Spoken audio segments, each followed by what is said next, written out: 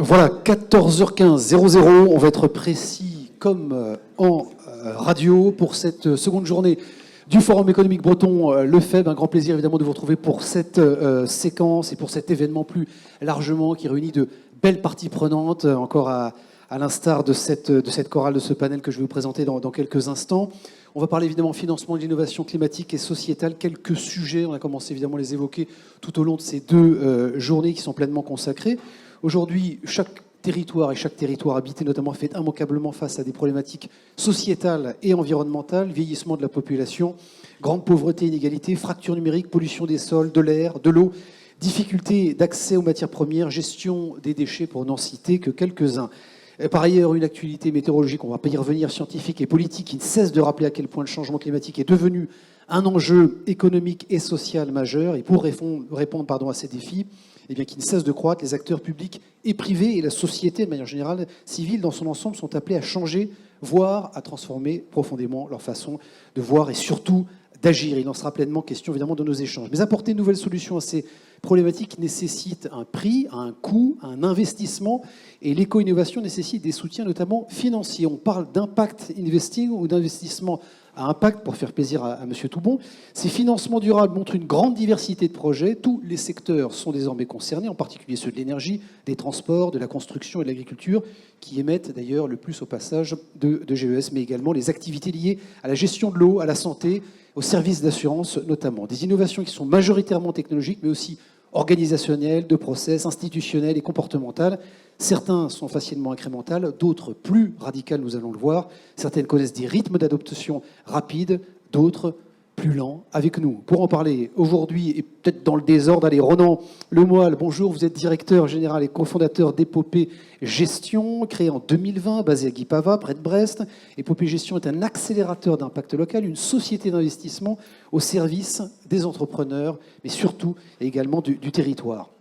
Grégoire Chauvière-Le Drian, merci beaucoup d'être avec nous. Grégoire, vous êtes depuis 2020 le directeur de la Banque européenne d'investissement, Banque de l'Union européenne, créée en 1957. Tiens, ça rime avec le traité de Rome, tout ça. Sa mission est de soutenir les priorités et politiques publiques de l'Union. Christophe Huot, bonjour Christophe, merci beaucoup d'être avec nous. Vous êtes effectivement le seul non financier, peut-être comme vous disiez quand vous êtes arrivé de ce panel, de cette chorale, puisque...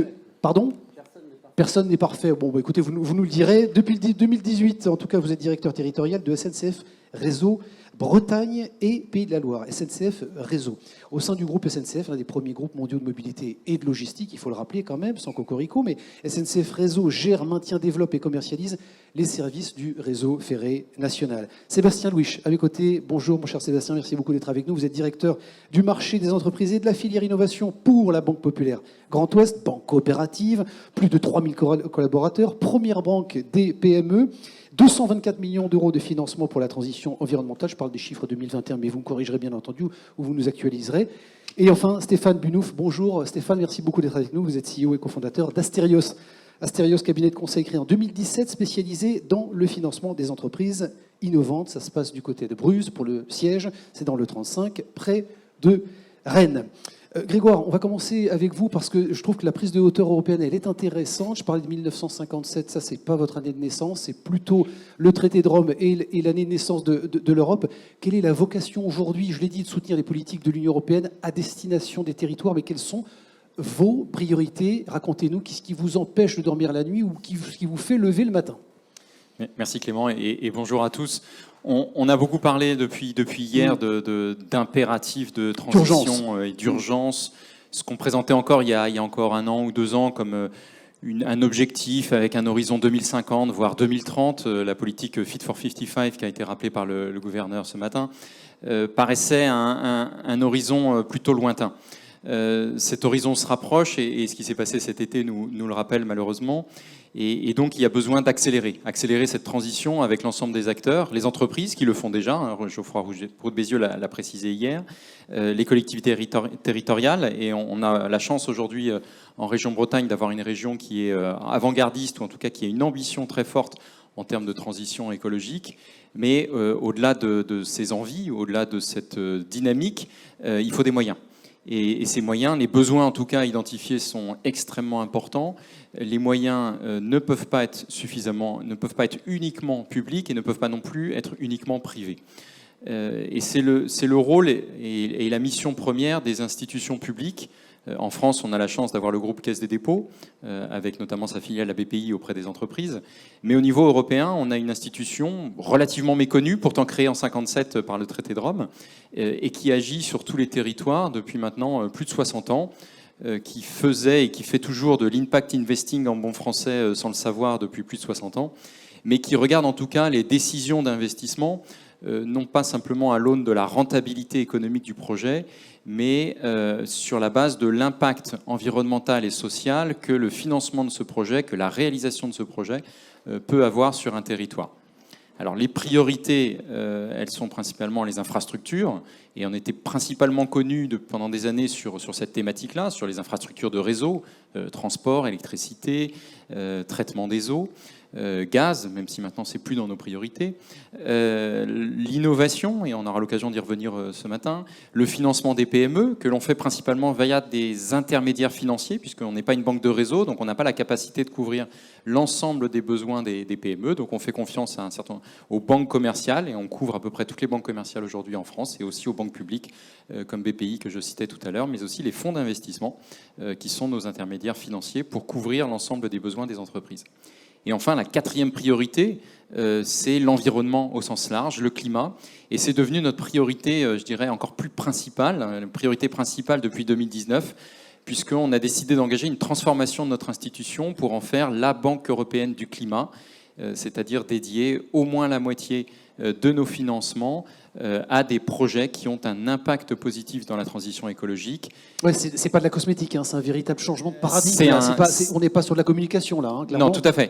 C'est en train d'entrer. Il y a eu de la communication politique, il y a eu de la sensibilisation sensibilisation pour obtenir le soutien de l'ensemble des États membres. Et ce qui est intéressant d'ailleurs dans la dynamique de transformation et dans la dynamique de création de l'Union européenne, c'est que cette transformation en 2019, avant le Covid, a été approuvée à l'unanimité des États membres. C'est-à-dire que quel que soit le niveau de mix énergétique de l'ensemble des pays des 27 de l'Union européenne, et je pense à certains pays à l'est de l'Europe, il y a eu une approbation unanime de cette transformation de notre banque, de la banque de l'Union européenne, avec des engagements très forts comme la fin du financement des énergies fossiles, et c'est une décision que nous avons prise avant le 24 février de cette année, et qui engage l'ensemble de l'Union européenne vers une transition, vers des énergies renouvelables, et vers ce qu'on appelle cette sobriété heureuse, qui n'est pas de la décroissance, mais qui continue en tout cas à investir.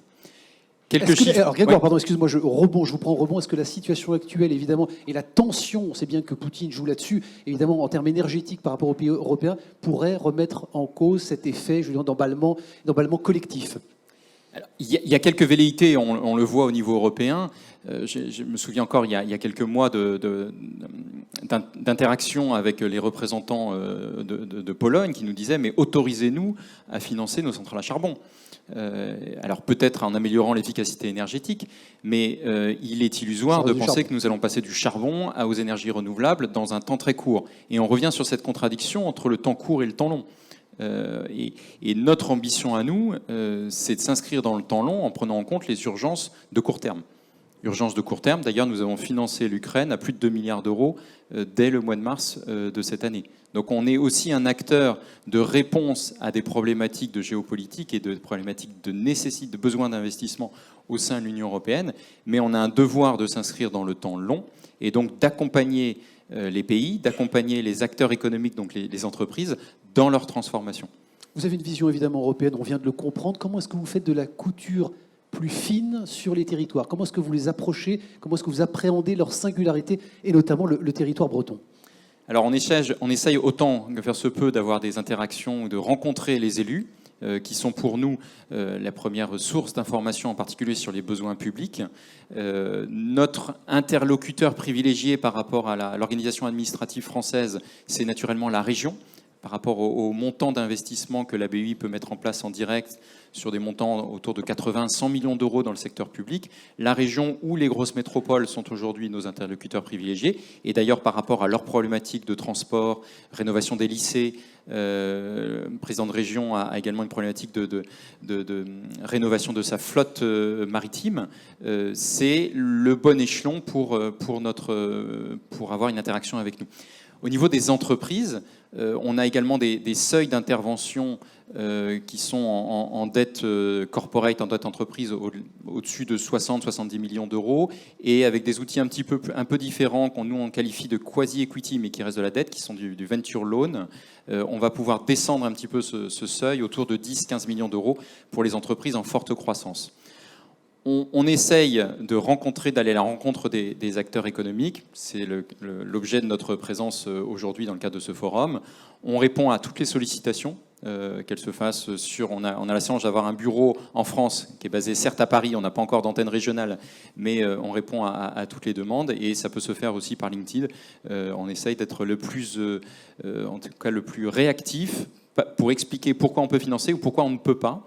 Et quand les entreprises ou quand le projet d'investissement est en deçà des seuils que je précisais, on a aussi la capacité de passer par nos intermédiaires financiers que j'évoquais tout à l'heure, qui eux ont une capacité et un réseau autrement plus important que le nôtre prendre le relais. Pour intervenir auprès des PME. On le comprend bien. Je reviendrai vers vous dans quelques instants, évidemment, pour que vous puissiez nous apporter quelques illustrations très concrètes des projets que vous accompagnez. Vous parliez de territoire dans le Moelle, je me tourne naturellement vers vous parce que je voudrais qu'on parle d'épopée gestion, mais avant tout de sa genèse. En plein Covid, je disais accélérateur d'impact local. Qu'est-ce que ça veut dire? Que le territoire, c'est la bonne échelle. Ça, c'est la conviction, l'ADN d'Épopée. Effectivement, c'est vrai. Nous, on est né en plein Covid, puisqu'on a lancé la société en septembre 2020.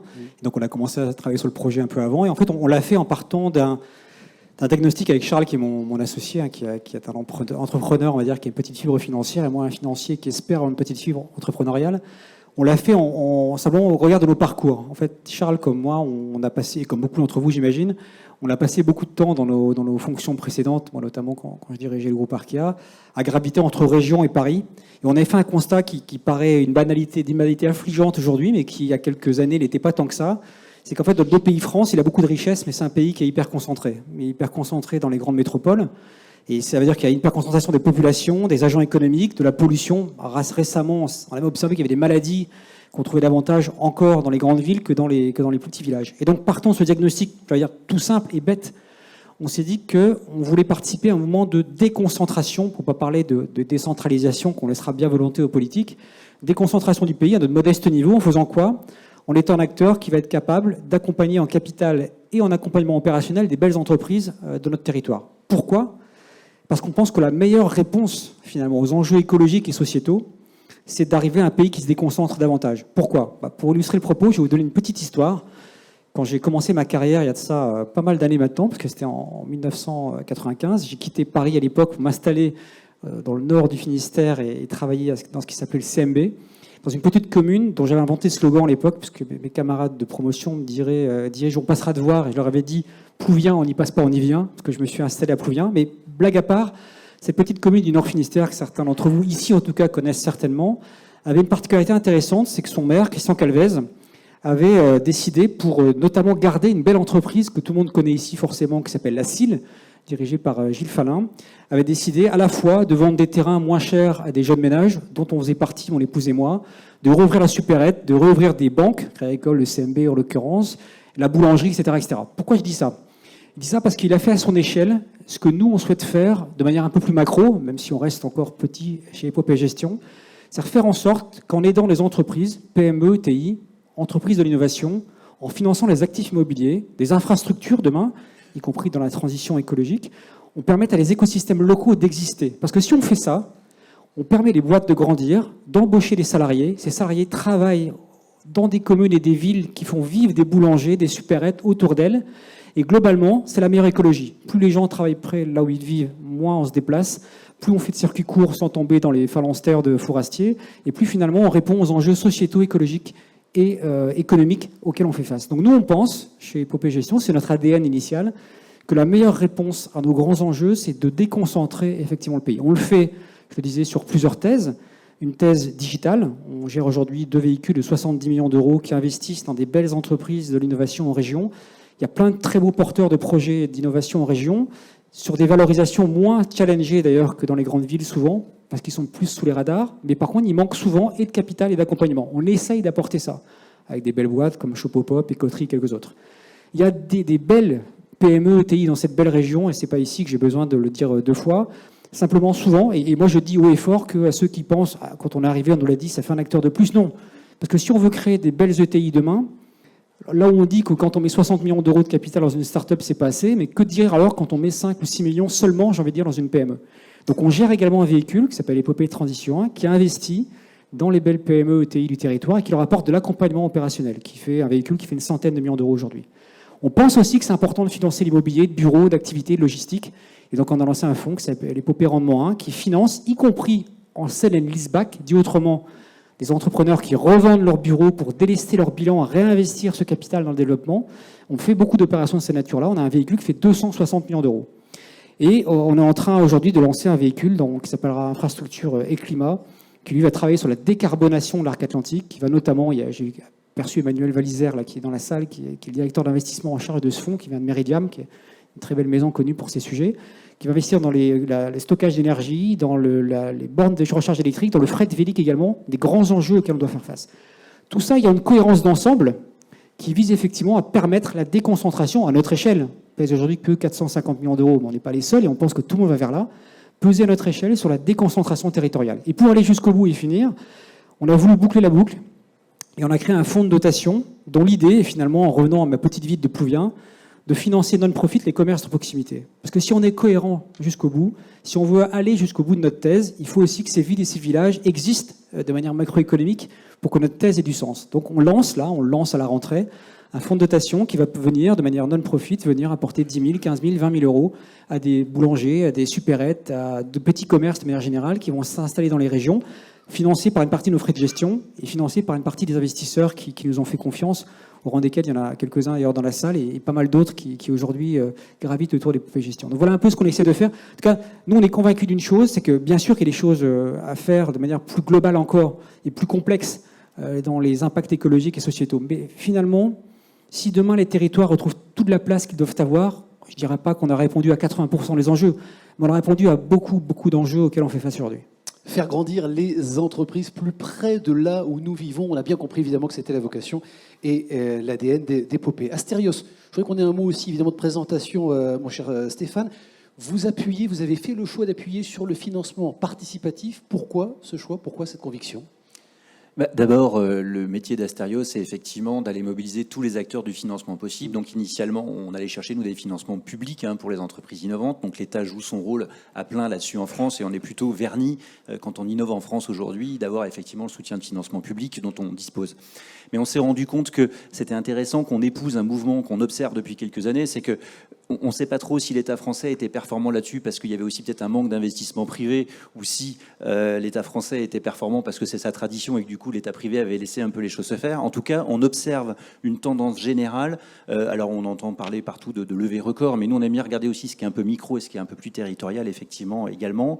Au-delà des très grosses levées de fonds, il y a une tendance de fonds des investisseurs français, quels qu'ils soient, de ce qu'on appelle un épargnant, un business angel, mais un chef d'entreprise, une entreprise elle-même, à aller se porter vers l'investissement, vers les entreprises. Et je crois avec le souhait de participer au financement de l'économie réelle, de se dire on sort un peu de notre seul mode d'épargne aujourd'hui ou d'investissement qui se fait au travers de grands acteurs financiers avec un circuit qui est parfois absurde. On va alimenter des fonds qui vont eux-mêmes alimenter des fonds de pension étrangers et américains. Et je ne sais pas si vous l'avez observé, mais l'année dernière, on a parlé de levées records en France. Ce qu'on a oublié de dire, c'est que ces levées records ont été pour la plupart conduites par des acteurs internationaux qui sont financés par des fonds que nous on envoie, sur lesquels on est rémunéré à 0,3, 0,4, 0,5%, et eux viennent faire des multiples sur nos propres entreprises. Donc on s'est dit, il faut qu'on participe à casser ce mouvement, cet argent qui est sur les territoires, fléchons-le et aidons les entrepreneurs, les entreprises, les épargnants à y voir un peu plus clair sur la façon de soutenir l'économie de leur territoire et à partager, quelque part aussi, il y a une idée intéressante de partager les fruits de la croissance. Ces entreprises que nous on a sélectionnées effectivement pour, comme société cible, sur lesquelles vous pouvez effectivement épargner, investir, sont des sociétés qui sont toutes en croissance, voire en forte croissance. On a vérifié que les carnets de commandes étaient pleins, que l'économie était saine derrière. C'est pas quelque chose de fantasque.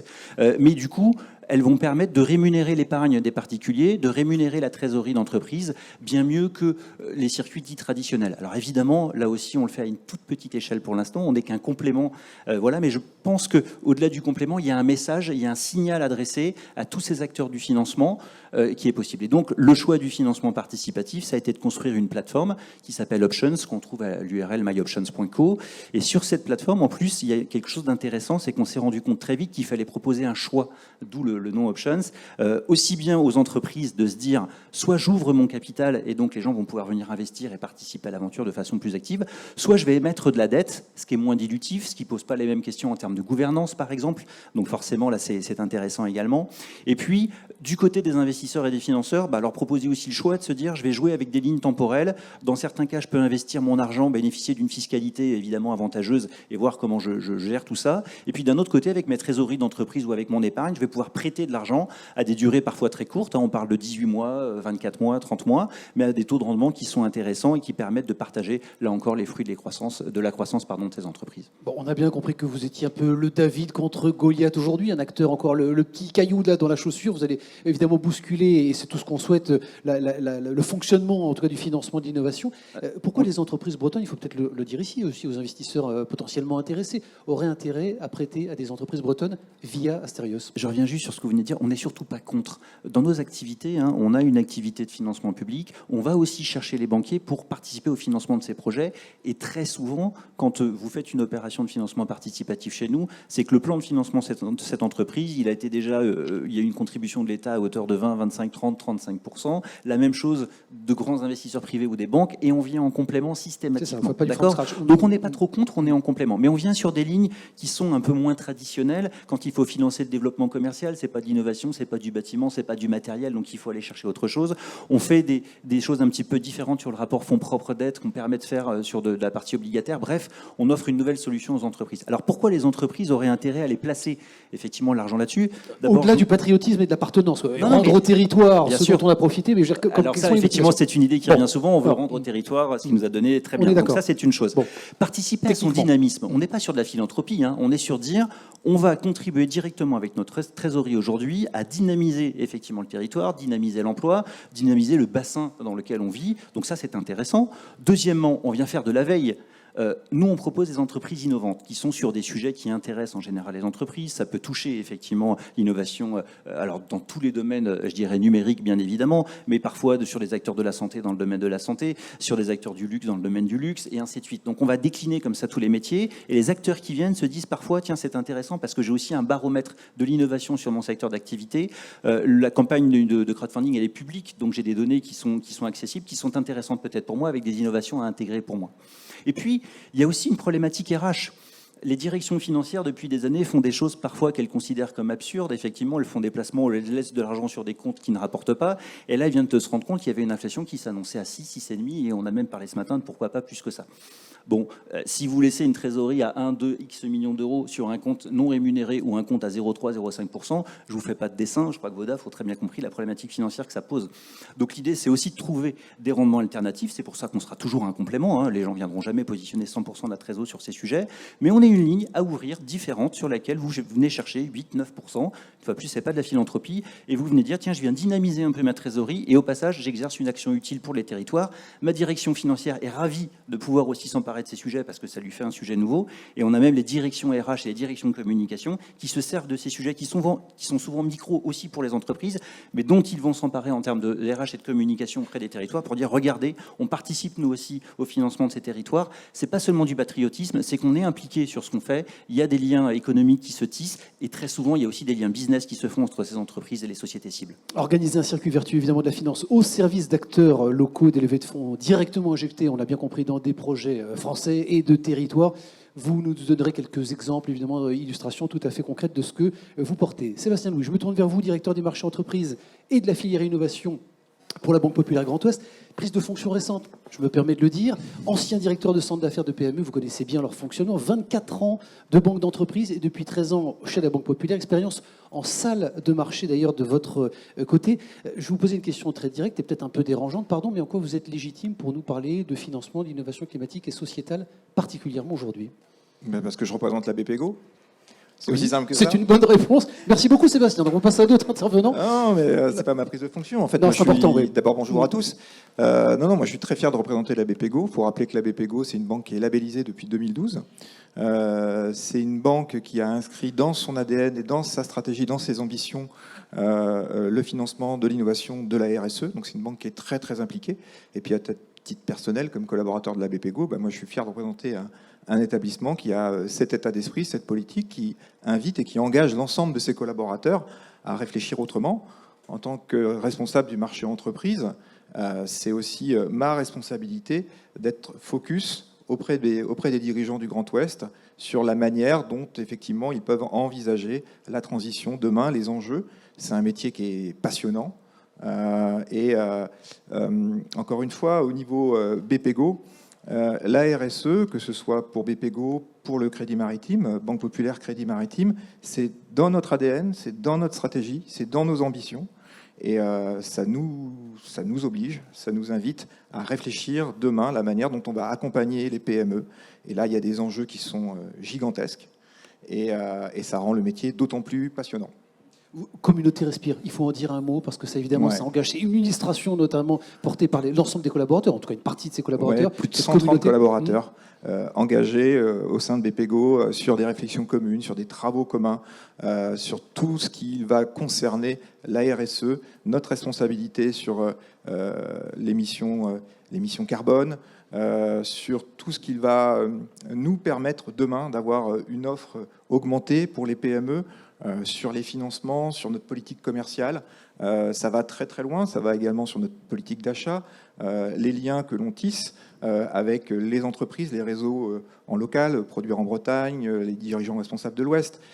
C'est des réseaux qui vont nous permettre demain, encore une fois, d'avoir une offre et une approche encore plus conseil, avec des conseils à vraie valeur ajoutée pour nos clients dirigeants. Bon, il y a un autre sujet, évidemment, celui de la taxonomie qui va évoluer, qui va encourager les entreprises, contraintes, effets de contraintes ou en tout cas d'opportunités. Il va falloir s'y mettre. Quelle démonstration très concrète vous pouvez nous apporter en termes de partenariat que vous nouez justement avec ces acteurs de l'innovation climatique et sociétale? En fait, moi j'ai la conviction qu'effectivement, un chargé d'affaires entreprise, qui est l'interlocuteur des dirigeants, bien sûr, privilégié. C'est pas un être omniscient. Donc il est obligé de s'entourer d'experts, il ne peut pas tout savoir. Les métiers, la complexité du financement de l'innovation environnementale fait qu'aujourd'hui, on est obligé de passer par des partenariats. Alors, je suis nantais, je parlerai par exemple des partenariats avec Atlampol, avec l'université Jules Verne, des associations, des réseaux auprès desquels, des universités auprès desquels on est très présent pour les accompagner. C'est de là que naîtra l'innovation, c'est de là effectivement qu'on verra demain se dessiner cette finance qu'on voudra la plus vertueuse possible. Et on a un formidable territoire pour appuyer cette politique-là, et c'est vraiment passionnant. Bon, je voudrais qu'on ait un mot également sur Autochtone, environnement, notamment. On a la chance d'avoir son directeur général, Tanguy, que je salue. Passer tout à l'heure aussi, que je salue. Bon, Autochtone environnement, vocation, à quoi ça sert, comment c'est utile, c'est quoi la contribution? Autochtone environnement... banque d'affaires de proximité, Autochtone. Banque d'affaires de proximité qui accompagne les projets ENR, le photovoltaïque, l'éolien, l'hydrolien, enfin... Tous ces projets, la méthanisation, tous ces projets qui, il y a quelques années, pouvaient paraître un petit peu arides, un petit peu compliqués. On ne savait pas à qui ça s'adressait ou autre. Et c'est l'histoire, effectivement, d'une rencontre entre une idée, un accompagnement, un développement de projet. Et aujourd'hui, on peut être fier. Autochtone Environnement, c'est 85 projets. J'espère que je ne dis pas de bêtises, au moins 85 projets par an étudiés. Une vraie référence sur son secteur. Une très très belle réussite et encore une fois une activité pour laquelle BPGO peut être très très fier effectivement. C'est une question que je pourrais poser d'ailleurs à vos petits camarades. À quoi vous êtes attentifs quand vous accompagnez des projets? Quels sont les critères, les métriques, les indicateurs, les KPI auxquels vous êtes particulièrement attentifs pour accompagner les projets? Je crois que sur ce sujet, il faut rester hyper humble. Les indicateurs, les métriques, on peut leur faire dire parfois un petit peu tout ce qu'on veut. On s'attache au projet, à l'homme, à la femme qui le porte, au projet là où il s'inscrit, dans quelle politique. Est-ce que c'est un projet qui a vocation à évoluer dans le temps, à être figé, le degré d'innovation, et puis on s'entoure aussi d'experts, parce qu'encore une fois, on a besoin de s'appuyer, d'avoir une vision la plus large possible. Alors, on est toujours tous persuadés que notre client c'est le meilleur et qui va tout remporter.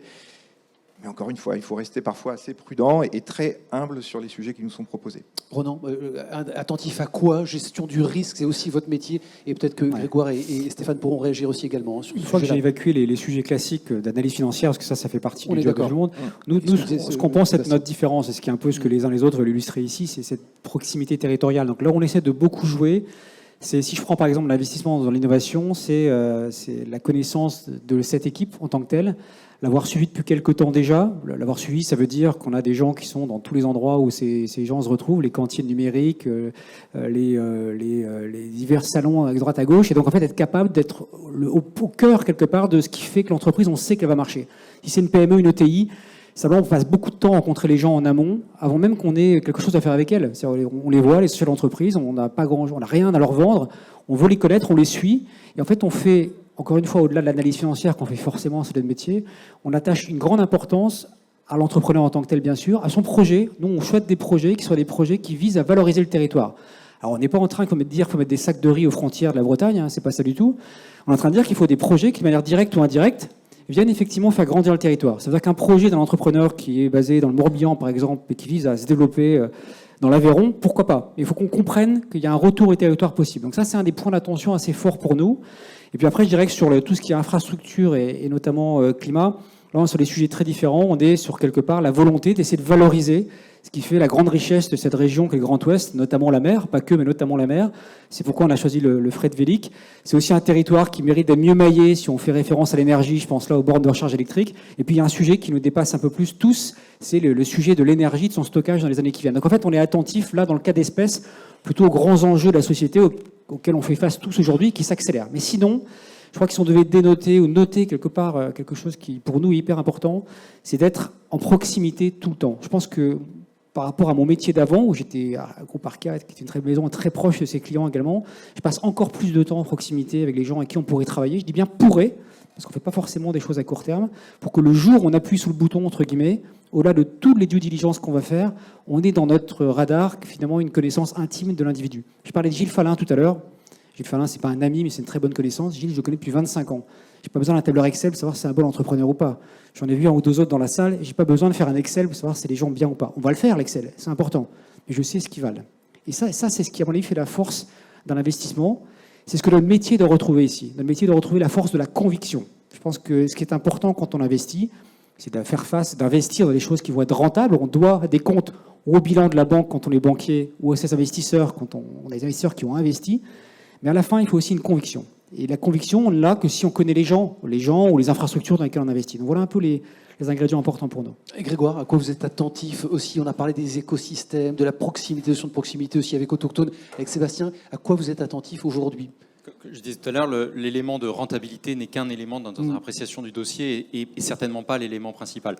On va regarder ce qu'on appelle, nous, l'ensemble des externalités, c'est-à-dire l'impact positif ou négatif que peut porter un projet sur l'ensemble de son territoire. Vous êtes en capacité, vous avez les bons outils pour mesurer ces impacts? On a des experts surtout. Un des éléments importants, c'est que la Banque européenne d'investissement, ce sont des chargés d'affaires, des ingénieurs financiers, mais on recrute aussi, et c'est une direction extrêmement importante au sein de notre institution financière, des ingénieurs qui sont en capacité d'apprécier un projet, d'apprécier l'impact économique d'un projet sur son environnement et sur la société. Et l'enjeu et le projet qui est derrière, qui sous-tend derrière, c'est d'avoir une compétence et une capacité d'analyse européenne. Ce qui a pu marcher dans un autre pays peut marcher ou peut se présenter à un autre. Et on a développé ce type de cross-fertilisation entre les pays parce qu'on a financé une entreprise qui a trouvé une solution en Allemagne d'installation photovoltaïque sur les vitres qui n'avaient pas d'impact sur la luminosité. Et le concurrent français a pu voir ce qu'on a pu financer en Allemagne, s'est tourné vers nous et on a pu ainsi l'accompagner et donner aussi des bonnes pratiques et des échanges entre les entrepreneurs. Donc on favorise une connaissance européenne et une expertise européenne sur l'ensemble des dossiers que l'on regarde et on regarde avant tout, projet par projet, l'impact qu'aura ou que peut avoir le projet que l'on va accompagner. Alors, on va parler évidemment réseau avec vous, réseau SNCF Christophe, parce que je voudrais qu'on ait un mot. Et côté SNCF, on l'a bien compris, vous, c'est le réseau, votre terrain de jeu, c'est la Bretagne et le Pays de la Loire, évidemment. On va en parler de ces deux territoires-là. Ils sont marqués d'abord par quelle densité, quelle est la densité de ce réseau et en quoi vous êtes directement concerné par ces sujets d'innovation climatique et sociétale. Alors le réseau en Bretagne et en Pays de la Loire est un peu plus de 1000 km, donc on a 2500 km sur les deux régions de réseau ferroviaire. Alors pourquoi la SNCF est concernée sur les sujets de transition écologique? Elle est concernée parce qu'on est une solution, une part de la solution et une part que l'on pense importante. Et puis on a un sujet de performance sur l'entreprise. Alors la solution, je rappelle un peu l'équation des engagements français, c'est 0 émission à 2050 et moins 55 à 2030. Et on a le secteur des transports qui pèse un peu moins d'un tiers sur les émissions à effet de serre. Et là-dessus, le ferroviaire a quand même des avantages très importants. En termes de consommation d'énergie, un trajet en TGV, c'est 50 fois moins qu'un trajet en véhicule automobile.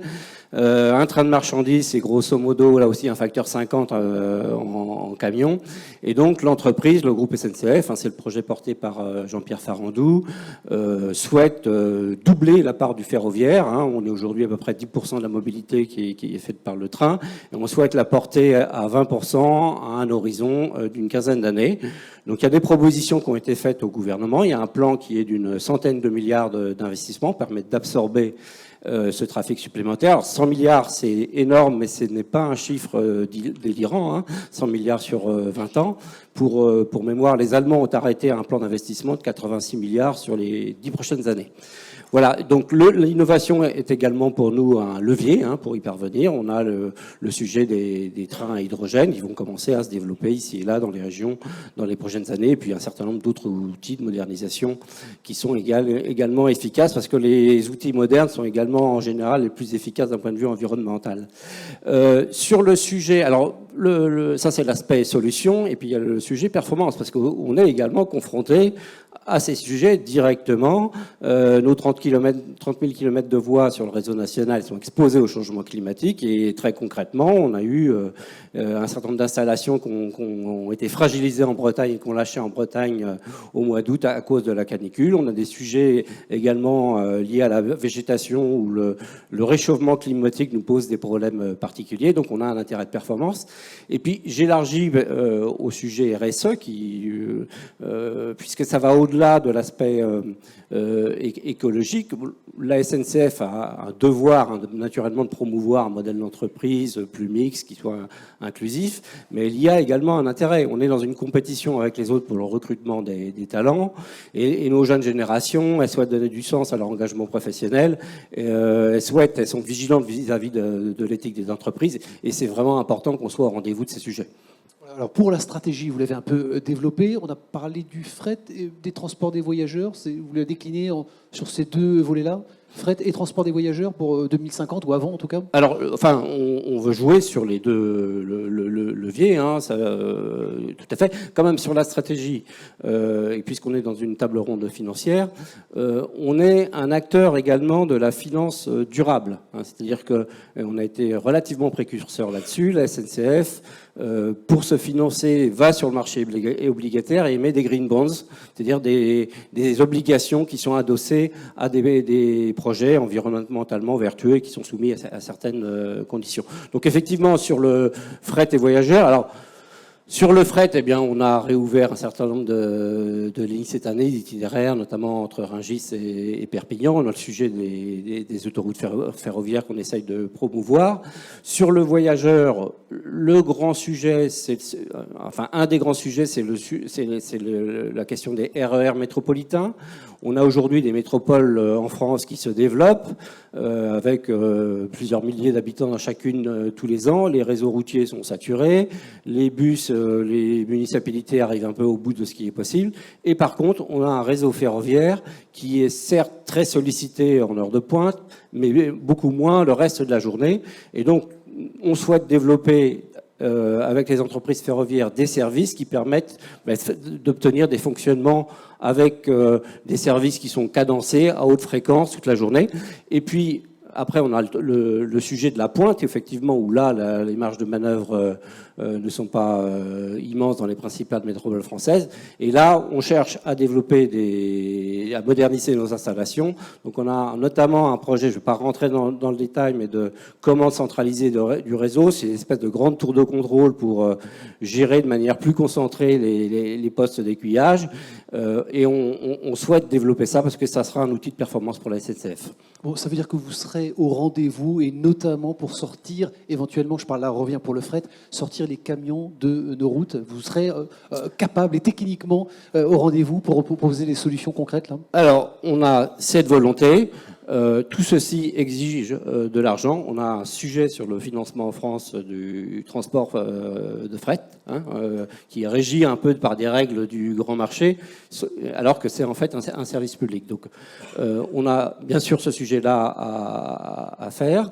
Et puis, encore une fois, s'agissant du voyageur, on a à s'adresser, j'ai parlé des métropoles, mais également au reste du territoire pour développer des services adaptés aux besoins des gens. Bon, évidemment, Sébastien, je ne vais pas vous demander d'analyser la situation de SNCF Réseau, puis je ne vous demande pas de vous prêter de l'argent sur ce sujet qu'on vient d'évoquer notamment. Pour autant, comment est-ce que vous adaptez, ou en tout cas vous analysez la corrélation, s'il en existe une, entre la performance sociétale d'une entreprise, on parle de performance sociétale aujourd'hui, la performance globale, ou en tout cas financière? Est-ce qu'on a les bons indicateurs pour mesurer cette corrélation et est-ce qu'elle existe d'abord? C'est très très complexe. La démonstration, elle est vraiment pas aisée. Il y a la conviction, il y a effectivement de s'entourer des bons experts. Je rejoins ce que disait Ronan tout à l'heure. Je suis persuadé qu'aujourd'hui, notamment sur les conseillers bancaires, ce n'est surtout pas que des financiers et c'est demain de plus en plus des profils d'ingénieurs, d'experts, des gens qui ont effectivement des profils un petit peu atypiques, parce que c'est un mot à la mode, mais des profils atypiques pour nous aider demain à appréhender effectivement l'ensemble des données, l'ensemble des métriques corporate, et voir si effectivement on finance la bonne entreprise, le bon projet, on va dire, à impact, sans aller au-delà de la terminologie.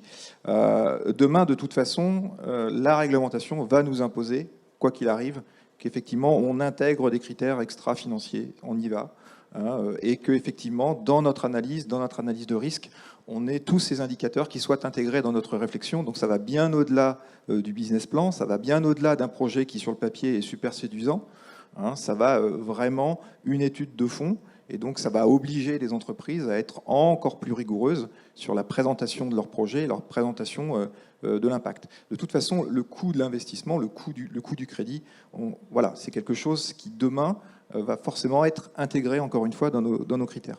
Stéphane Bunou, vous avez les outils, les bons outils justement pour mesurer cette performance extra-financière aujourd'hui où ça reste encore de l'intuition. On est sur des choses très très quantitatives là aujourd'hui qu'on peut mesurer. Alors, on est sur des choses très concrètes. Alors, si vous me permettez, je reviens juste à la question tout à l'heure sur quels sont les critères de sélection aussi qu'on a et les choses importantes.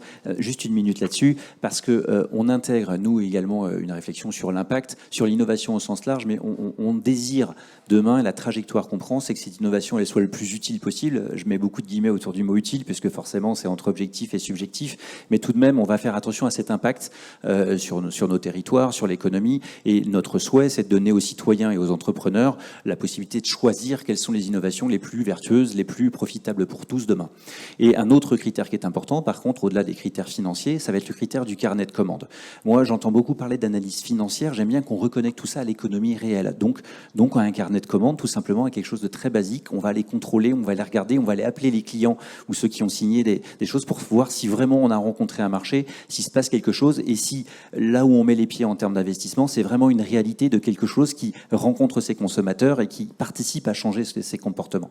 Ça, c'est vraiment important. Alors, pour revenir maintenant sur les outils dont on dispose pour mesurer tous ces impacts, j'ai envie de dire qu'il y a des projets qui sont estampillés, effectivement durables. Là, on est en train de mettre le pied sur une opération à Brest qui est Stratosphère. Quand vous faites comme eux de l'hébergement de données avec à la fois le côté souveraineté des données qui reste effectivement en Bretagne et de l'autre côté des bâtiments qui vont et une structure qui va consommer 2, 3, 4, 10 fois moins qu'un hébergement l'hébergement classique, c'est pas très compliqué d'avoir des critères qui mesurent l'impact immédiat de ces structures. Plus largement et plus intéressant, l'idée c'est de se dire, est-ce que dans la transformation qui est en cours dans les entreprises dans lesquelles on va travailler, je vais parler du secteur du luxe par exemple, on est en train de finaliser Maison Felguer qui est une structure qui fait des chaussures de luxe à côté de Fougères. Ça a été très intéressant et important pour nous et pour nos investisseurs d'aller regarder les modes de fabrication effectivement de ces chaussures et de se dire, dans le domaine du luxe qui a souvent été décrié les dernières années effectivement comme consommateur de matière, d'eau et ainsi de suite, quel est leur mode de production à eux et est-ce que c'est suffisamment vertueux pour qu'on se dise au moins cette petite pierre qu'on apporte à cette entreprise, elle est sur le chemin de nous amener tous, producteurs comme consommateurs, sur ce type de trajectoire. Donc ça c'est important. Et puis sur des choses sociétales, j'ai un autre exemple, et d'ailleurs c'est une collaboration territoriale puisque c'est une structure au capital de laquelle vous trouvez des gens comme Épopée et donc l'équipe de Ronan, des gens comme Silbo qui font le transport de patients. Voilà, on les a vus nous en campagne, alors en plein confinement, c'est pas fait exprès puisque la campagne elle démarre chez nous en février 2020 et en gros une semaine, 2 semaines après on est tous confinés et c'est précisément une structure qui rationalise à l'époque le transport du patient vers l'hôpital puis ensuite l'organisation du trajectoire maintenant de ce patient dans l'hôpital. Eh bien, on a trouvé d'abord que la collaboration territoriale avec les acteurs bancaires et fonds était très intéressante et on a regardé très attentivement ce que Silbo apportait comme solution, non pas technologique, c'est pas ça l'innovation, c'est vraiment sociétal. Est-ce que ce patient à l'arrivée, il est mieux traité, il est plus heureux de son traitement? Est-ce que l'hôpital a pu rationaliser, gagner du temps et soulager un peu ses ressources sur tout ça? C'est ça qu'on regarde et oui, ça compte aujourd'hui et les outils, aujourd'hui c'est plutôt des entretiens avec les dirigeants, mais petit à petit on est en train d'élaborer une grille effectivement un peu plus objective d'analyse de ces critères pour être certain que petit à petit on puisse mettre des notes ESG ou engagement à tout ça.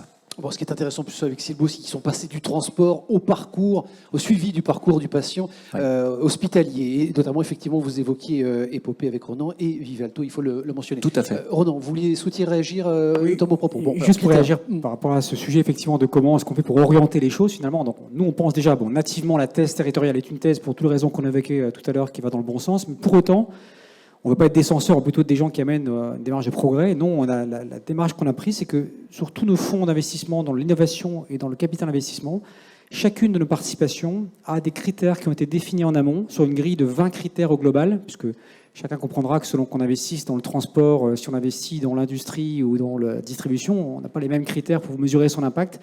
Mais chacune de nos participations définit avec nous 3 critères que l'on va suivre sur la période pendant laquelle on sera à ses côtés, sur lesquels on se met d'accord sur un point de départ, des critères d'impact environnementaux, sociaux et économiques, et qu'on va mesurer chaque année. Et mesurer chaque année quel est le progrès qu'on peut faire. Auditer, c'est auditer tous les ans, valider pour ce qui concerne les équipes, puisque ça rentre dans ce qu'on appelle la mesure du CARID. Dans le CARID, pour ceux qui ne sont pas coutumiers, c'est les équipes de gestion des fonds d'investissement bénéficient d'un mécanisme de surperformance des fonds, quand le fonds se comporte bien. Cette surperformance, jusqu'à il y a encore peu de temps, était uniquement mesurée selon le financier. Ces fameux indicateurs rentrent dans la mesure de cette surperformance. Dit autrement, l'entrepreneur, nous-mêmes, on a un intérêt objectif à aller dans le bon sens. Donc on a été jusque-là, on a mis ça en place. C'est une démarche qu'on a fait avec un cabinet externe qui nous accompagnait et beaucoup de travail en interne avec les équipes, qui nous a coûté certes beaucoup de temps, mais qu'on trouve très vertueuse, qu'on n'a pas trouvé encore aujourd'hui une seule participation qui refuse de rentrer dans cette démarche. Et donc, au fur et à mesure, on va mesurer cette évolution, on va venir sanctionner, dans le bon sens du terme, j'espère en tout cas, le CARID du fonds par ces indicateurs. Et en plus, si on n'atteint pas un certain niveau d'indicateur, au-delà de ce qu'on va apporter à notre fonds de dotation, il y aura une surdotation à ce fonds, compte tenu du fait qu'on n'aura pas été totalement bon, on va dire, ou 100% bon sur les indicateurs en question. Donc en fait, ce qu'on essaie de faire, c'est de dévier le modèle en basant les choses sur les indicateurs qui vont amener à être plus vertueuses de manière sociétale et environnementale. Voilà ces critères pour accompagner évidemment les bons projets. Sébastien, oui justement, alors ces bons projets, quelques illustrations, peut-être narrations si je puis dire, de projets que vous accompagnez. On n'a pas beaucoup de temps, mais il faudrait qu'on puisse en porter quelques illustrations. Juste pour poursuivre, réaction. Ces produits, ces investissements sensibilisés et sensibilisants, on les a aussi aujourd'hui dans notre gamme d'offres de financement et on les aura de plus en plus pour accompagner les entreprises, justement, les accompagner dans les faits, dans leur choix de financement, d'avoir des financements où on aura un impact positif sur le coût du crédit par rapport au respect d'engagement RSE et des critères qu'ils auront respectés. Donc ça aussi, c'est, j'ai envie de dire, le monde du corporate sur le financement n'a pas bougé, a été très très stable pendant des années en termes d'innovation produit. Et là, il y a une vraie révolution, une vraie gamme de produits qui se lance, qui est complètement différente et c'est super intéressant. Alors, vous me parliez d'illustration. C'est pas facile parce que des dossiers, aujourd'hui, BPGO, c'est 80 chargés d'affaires entreprises, 20 centres d'affaires, donc les projets, il y en a des Vous ne serez dizaines. pas exhaustif, j'ai bien compris. Moi, j'ai demandé j'en ai retenu un Alors. parce que on pense RSE et tout de suite, voilà, on a des images d'Épinal. RSE, c'est de l'éolien, du photovoltaïque, on produit son électricité. Moi, il y a une entreprise qui m'a marqué ces dernières semaines qui œuvre dans la mesure de l'impact carbone des systèmes d'information et du système numérique. Et effectivement, On ne pense pas forcément d'ailleurs tout le temps. C'est pas le premier réflexe. Hein. On pense pas forcément. Non. Ce matin à la radio, j'entendais un jingle que je trouvais assez rigolo. C'est vrai qu'on pense assez souvent à éteindre la lumière, mais des fois on éteint la lumière pour s'empresser d'aller envoyer un email avec une grosse pièce jointe. Et en fait, qu'est-ce qui produit le plus de carbone dans l'histoire? C'est quand même d'envoyer un email avec une grosse pièce jointe. Et là, aujourd'hui, on a des entreprises qui viennent vers les chefs d'entreprise, vers les dirigeants pour leur dire, voilà, est-ce que vous êtes capable de mesurer aujourd'hui l'empreinte environnementale de votre système d'information? Au moment où notre Premier ministre nous demande de sobriété, en tout cas adresse les entreprises Exactement. pour plus de sobriété. Donc on y est. Et on ne peut pas prendre, tant qu'on ne sait pas mesurer, Bon. on ne visualise pas son impact. Et ce type d'entreprise, parce que je trouve ça très très intéressant à suivre, parce qu'effectivement, on va bien au-delà de l'innovation produit, on va là vraiment vers une prise de conscience et une aide à la prise de conscience RSE auprès de nos dirigeants. Et ça, tout un chacun peut l'intégrer dans son entreprise. Le nom de cette entreprise, vous non. Je n'ai pas le droit. Eh ben voilà, ça reste sur les Confidentialité. étagères. Je le garde pour moi, celui-là. On vous réinvitera, ce sera l'occasion évidemment de reparler avec vous. Stéphane Benouf, coup de cœur peut-être sur un projet que vous accompagnez. Moi j'ai envie qu'on mette en avant une entreprise, un projet, parce que c'est vraiment très concret. Je vous ai parlé de Silbo, effectivement, Absolument. de Stratosphère, ce sont des coups de cœur. Ils sont tous des coups de cœur parce que forcément on les choisit avec soin. On peut parler J'ai de envie de vous Bystamp, parler. ouais. Non, mais j'ai envie de vous parler d'une entreprise. Effectivement, c'est une entreprise qui est basée à Vannes. Il s'appelle Bystamp. Ouais. C'est une histoire assez drôle. Bystamp, c'est une boîte qui s'est montée il y a quelques années, qui fait un tampon numérique, donc qui permet là aussi de la signature électronique, mais avec un tampon support.